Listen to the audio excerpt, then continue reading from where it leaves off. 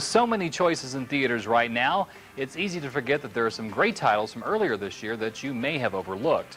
This week on the front row, it's all about home video. And it's not just any kind of home video, it's Academy Award-winning home video. And not that snooty kind of artsy films that only critics love. It's a pair of films that caught the attention of Oscar and the movie-going audience. One is a Best Actor winner for Jamie Foxx. The other is one of the best animated films of 2004.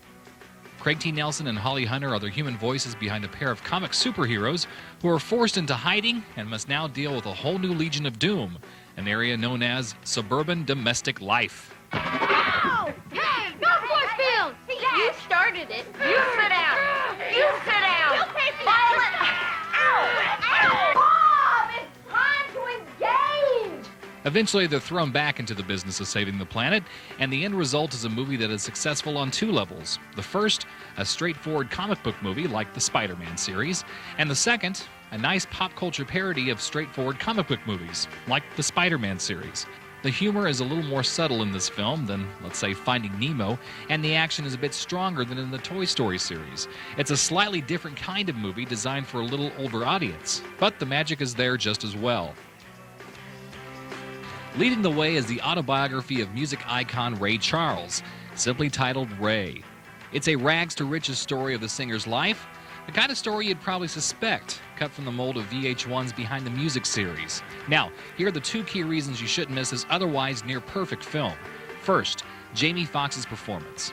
After seeing this film 3 times, I had to keep reminding myself, this is an actor playing Ray Charles. Foxx understands the real nature of acting is to totally disappear in your character. Never let them see you act. Not bad for a guy who once starred in Booty Call. The second reason, obviously, the music. Keep me wrong, coming longer than all night long, yeah. Oh, me so right. Hey, hey, yeah. The real Ray Charles oversaw this project all the way to his death last summer. He even re-recorded new versions of some of his top hits to help keep things authentic. His voice cuts through the storytelling problems and reminds you what the story is really about. The power of music to change lives, to overcome physical adversity, and to simply move your soul.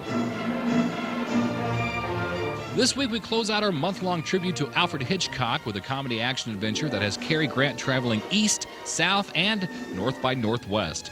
It's one of Hitchcock's most popular films, and you can see it for free this Tuesday night at 6:30 at the East Hills Library Theater. Bring your friends, bring your family. It's a film that is perfect for all ages. And once again, it all happens this Tuesday at 6:30 on the big screen at the East Hills Library Theater. We'll see you then. We're out of time, but we'll save you a seat next time right here on the front row. For KQ2, I'm Bob Shultz.